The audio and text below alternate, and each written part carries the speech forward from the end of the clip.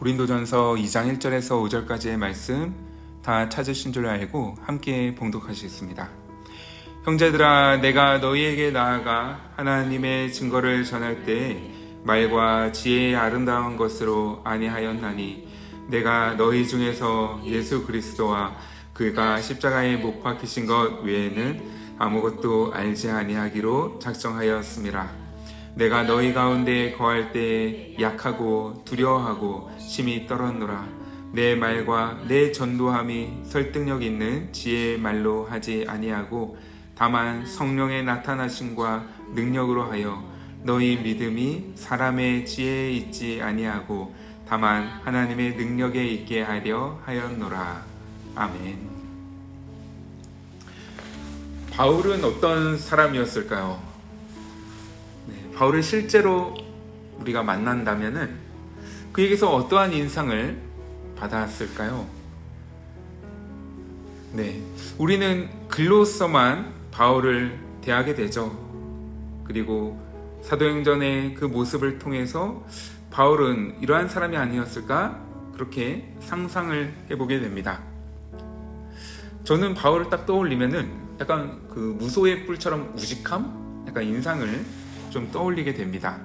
그런데 당대에 실제로 바울의 전도를 받았던 사람들, 그리고 바울과 함께 한 교회를 섬기며 그에게서 말씀을 들었던 사람들은 바울을 어떠한 사람으로 여겼을까?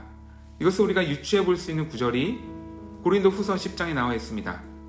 거기를 보면은 그의 편지는 무게가 있고 힘이 있으나 몸으로 대할 때는 약하고 그 말도 시원하지 않더라 라는 이런 말을 합니다.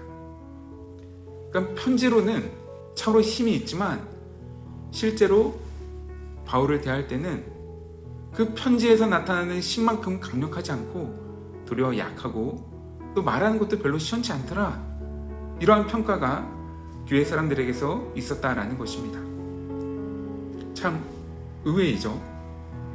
그런데 오늘 본문을 보면은 3절에서 바울 스스로도 그것을 인정하고 있습니다.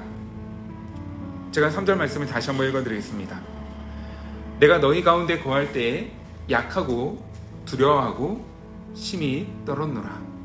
아멘. 당시 고린도 지역은 그리스, 아테네 지역과 굉장히 가까운 도시였는데요. 그러다 보니까 아테네의 스승들, 그곳은 철학자들의 도시였죠. 그래서 화려한 수사법과 웅변수를 활용해가지고 자신이 전하고자 하는 가르침을 사람들에게 화려한 말발로 홀리듯이 가르치던 사람들이 많이 있었습니다. 사람들을 자신의 제자로 만드는 데 있어서 화려한 수사법을 활용해서 사람들을 설득시키고 자신들의 제자로 삼았던 스승들이 참으로 많이 있었죠. 그런데 바울은 복음을 전하는 것은 그러한 웅변술, 말의 능력이 있는 것이 아니다 라는 것을 늘 기억했습니다. 그래서 도리어 화려한 말보다는 성령을 의지하는 모습, 내가 내 능력을 신뢰하기보다는 성령께서 역사해 주시기를 두려움과 떨림으로 그렇게 사역을 했던 것입니다. 이어서 5절에서 바울은 이렇게 말합니다. 너희 믿음이 사람의 지혜에 있지 아니하고 다만 하나님의 능력에 있게 하려 하였노라. 아멘. 바울이 그렇게 사역했던 목적이 있었습니다. 자신의 그 사역을 통해서 사람들의 믿음이 오직 하나님의 능력을 구하고 또 하나님을 높이기를 바랬던 것, 그것이 바울의 사역의 핵심 그리고 목적이었습니다. 이 또한 세상 교사들과는 다른 모습이었죠. 특별히 고린도 교회를 혼란스럽게 만들었던 거짓 교사들이 있었죠.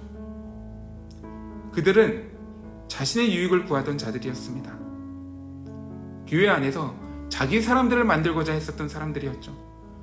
그래서 그들로 인해서 고린도 교회는 여러 파로 갈려져서 분열과 다툼이 생겼던 것이었죠. 바울은 나는 그렇게 하지 않았다, 내 사역의 목적은 거기에 있지 않았다라는 것을 지금 항변하고 있는 것입니다. 빌립보서 1장에서도 바울은 이와 같은 말을 하죠. 살든지 죽든지 내 몸에서 그리스도가 존귀하게 되게 하려 하나니 이는 내게 사는 것이 그리스도니 죽는 것도 유익함이라. 아멘. 이것이 바울의 고백이었습니다. 그는 모든 사역을 통해, 아니 예수 그리스도를 만난 이후 자신의 전 삶을 통해 오직 예수 그리스도만 존귀하게 되는 것, 그것이 유일한 바울의 바람이었고 소망이었습니다.